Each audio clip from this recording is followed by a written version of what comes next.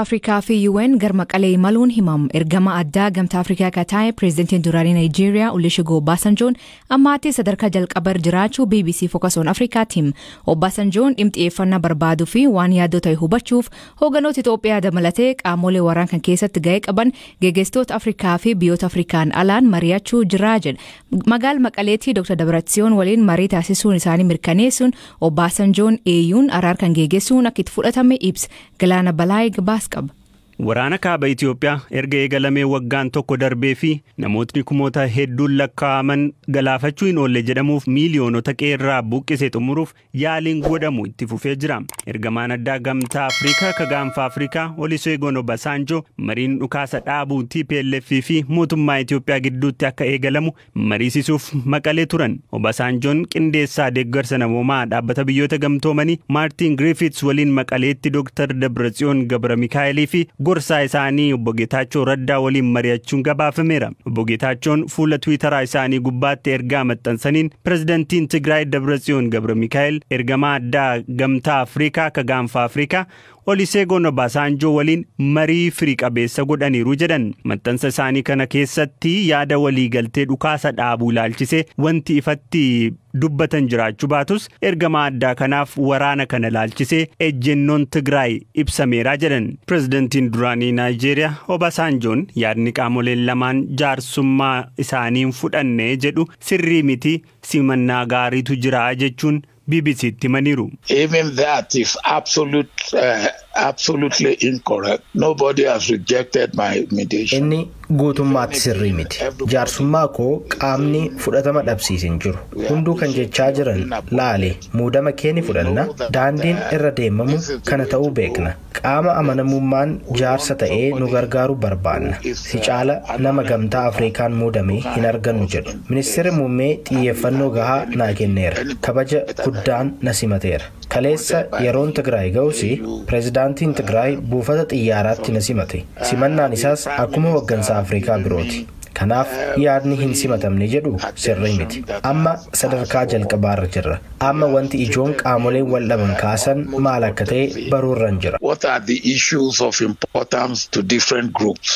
Mootummaan Itoophiyaa haga ammaatti ifatti waliigaltee dhukaasa dhaabuu gachuu irratti wanti jedheen jiru. Ta'us barruun The Reporter deetaa ministeera haajaa alaa Itoophiyaa Ambaasaadder Redwaan Hussein yaada ergamaan addaa gamtaa Afrikaa Obasanjoon fidanii dhufan eegaa jirraa jedhu kennuu isaanii gabaaseera. Keeniyaaf Sudaan kibbaa waraana kanaaf fala gochuuf yaalii godhan dinqisiifachuu fi yaaliin ammaan booda qaama kamiinuu godhamu humnootiin TPLF naannolee biyyattii biroo to'achuuf adeemsatti jiran irraa akka of qusatan akka haal dureetti qabachuu qabu jechuu isaanis barruun kun gabaaseera. Dhimma kana ilaalchisee yaada akka nuu kennan ministeera haajaa alaatti bilbillus hin milkoofne. Obbo Geetaachoo Raddaa sa'aa booda kana Deutsche Welleef ibsa kennaniin humnootni isaanii Finfinneerraa dhimma akka hin qabnee fi ulaan gargaarsaa naannoo Tigraay fi yoo banamee fi dhorkaaleen kaa'aman yookaan marii dhukaasa dhaabuu akka eegalan himanii jiru. Imalli Obasanjoo fi hooggantoota TPLF kun kan dhagahame Ameerikaa fi biyyootni alaa hedduun lammiileen isaanii hatattamaan biyya keessaa akka bahan waamicha gochaa yeroo jiranittidha.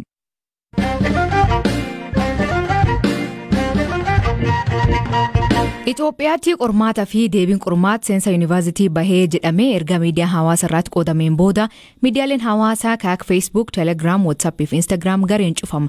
Mormitoonni mootummaa qormaata kanaaf fuul Facebook isaanii irratti maxxansaa turan. Haa ta'u malee ministeerri barnootaa kun soba ta'uu hima. Qormaati akka hin hatamne gochuu fi intarneetiin cufamuun beekama biyyattiitti. Dhimma kana irratti waa'ee Galaana Balaay hoogganaa itaanaa biiroo barnoota Oromiyaa Dr. Galaana Walde Mikaa'el dubbis. Barattoonni waliigalli qormaata bara kanaan fudhatu jedhamee yaadame 2,260 oli. Achi keessaa egaa barattoonni gara 17,000 ta'an mana barumsaa itti qoramuu qabanirraa gara seentar yookiin giddu galeessa aanatti siqanii akka qoraman taasifame. Kanaan alatti qormaanni har'a guutuu Oromiyaa keessatti haala gaariidhaan kennamaa oole.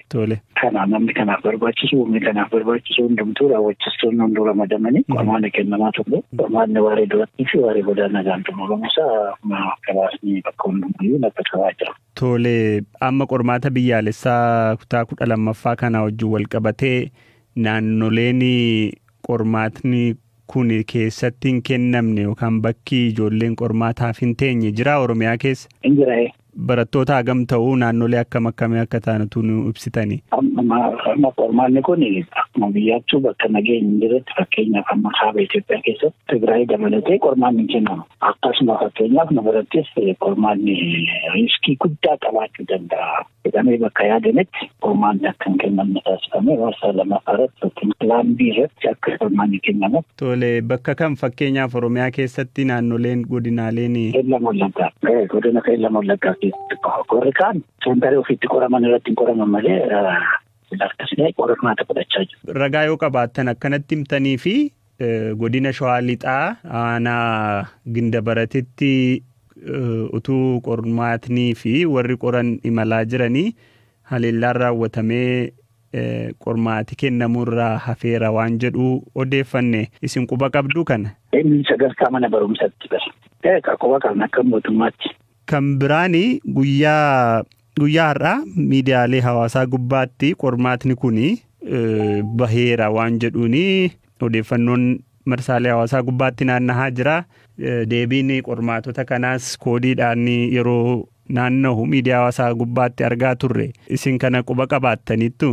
Miidiyaalee hawaasaa irraa wanti naannoo hundumtuu sirriidha jettee fudhachuun rakkisaadha.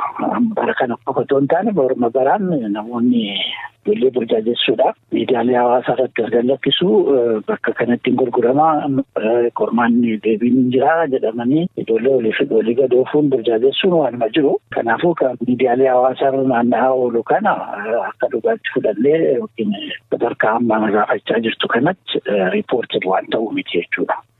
Isaa yoo fudhachuu barbaade namni fudhachuu danda'a malee sooshaal miidiyaa amananii wanta achirratti gallaqqifame jedhanii kaayyoo fi yookiin immoo waan ofiitti qophaa'an hojjechuu dhiisuudhaan isa eeggachuun sirrii miti. Kanaaf hawaasni ofirraa kana qusate danda'ee hojjechuu qormaata isaas of danda'ee qoramuu akka irra jiruudha gorsuu kan hin barbaadu.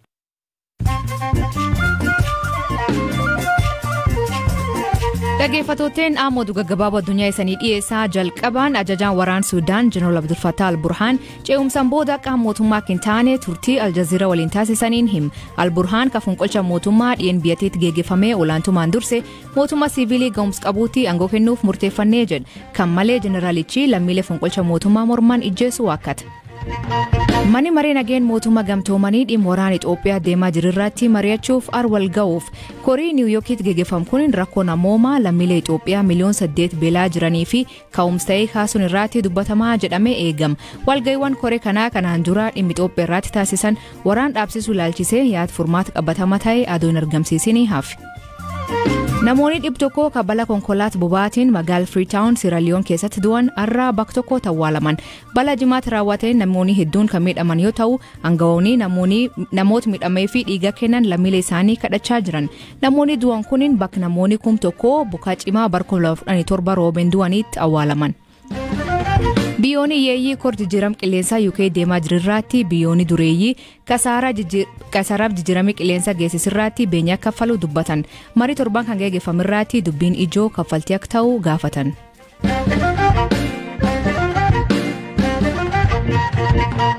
Komishinii mirga namoota Itoophiyaa haalii namoota labsii yeroo muddamaa wal qabate magaalota adda addaa keessatti to'annoo jala oolfamanii fi adeemsi to'annichi raawwatamaa jirutti nu yaaddessee jedhe. To'annaan kun keessattuu magaala Finfinneetti hammaachuu kan ibsu komishinichi ammaatti lakkoofsi qabatamaan akka hin jirre hima. Gabaasaleen hedduun hidhaan deemaa jiru kan sabirratti xiyyeeffatee jedhan. Komishinichaatti Direektara to'annaa fi qorannaa mirga namoota akka ta'e obbo Imaad Abdul Fattah argannoon keessan maal argisiisaa jedhee gaafadhe.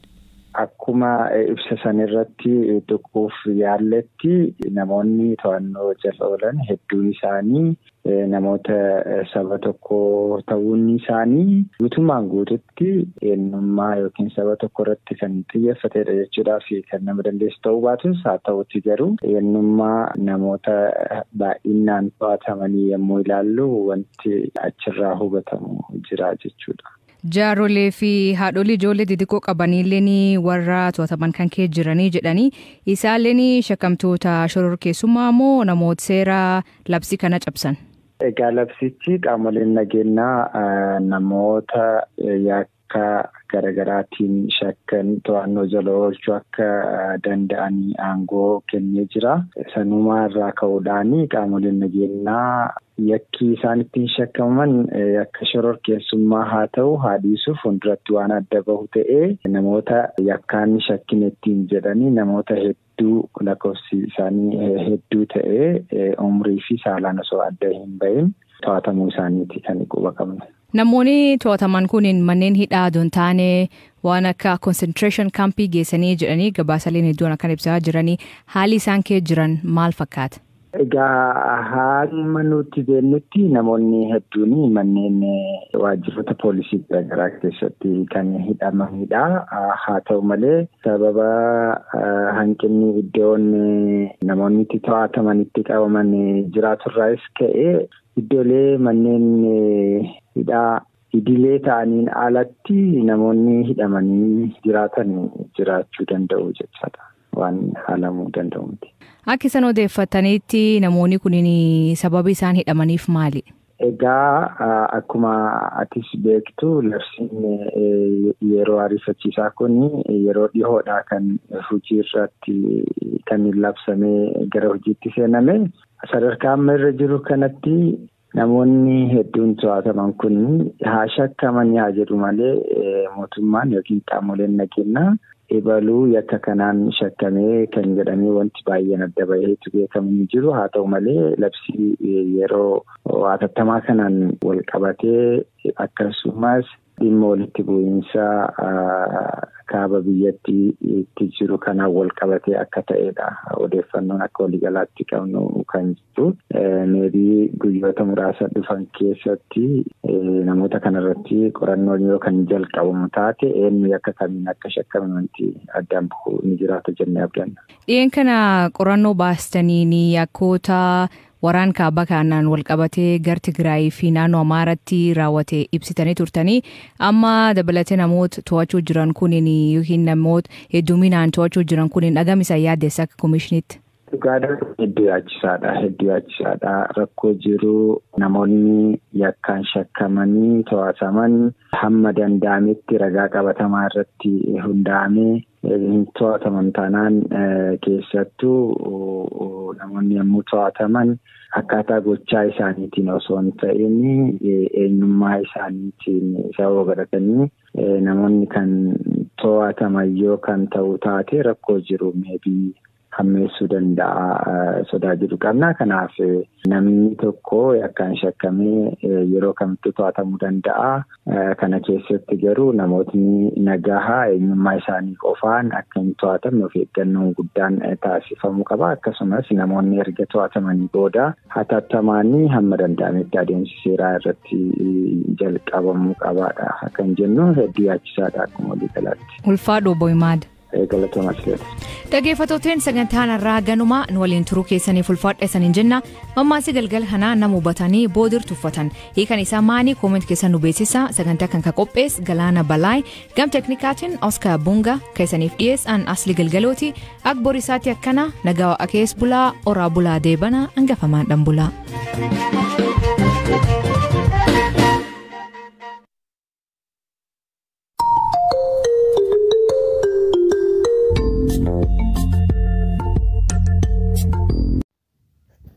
kabajamtoota daawwattoota keenya oduu guyyaarraa qabannes ni ari'annee jirra. Warreen chaanala keenyaaf haaraa taatan laayik, sheer, sabskiraayib godhuun nu hordofaa isin jenna. Akkuma beekamu mootummaan Abiyyiidhaa waraana TPLF fi mootummaan Abiyyi wal bananiin mootummaan Abiyyiidhaa waraana waan mo'amee jiruuf manguddoo ergatee wayawaataa jira. Akkuma beekamu yeroo ammaan tana kanatti TPLF fi walitti dabalamuudhaan magaalaa Finfinnee qabachaa naannoo magaalaa Finfinnee marsanii Oromiyaa seenanii waan jiraniif sodaan lubbuu gara galtee waan jirtuuf waraanni dhaabbatu GM wayyabachuu eegalee jira. Haala wal qabatuun hanga fedha wayyabatullee TPLF fi WBOleen hanga mootummaan Abiyin Ahmed hanga gadhiisee biyya bootti gadhiisutti marii manguddummaa inni ergee sirraa qeeballaa garuu ammoo marii araaran qeeballaa garuu ammoo wantoota nuti barbaannu yoo nu guutame kan era walii galochaa jiranii.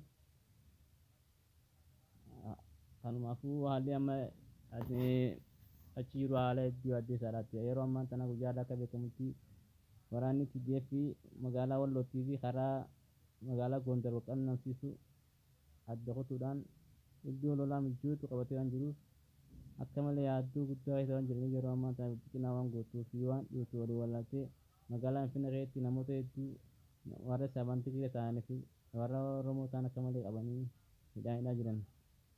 Haaluma kana wal qabatee qormaata guyyaa har'aa waan jiruuf mootummaan Itoophiyaadhaa feesbuukii irratti jiran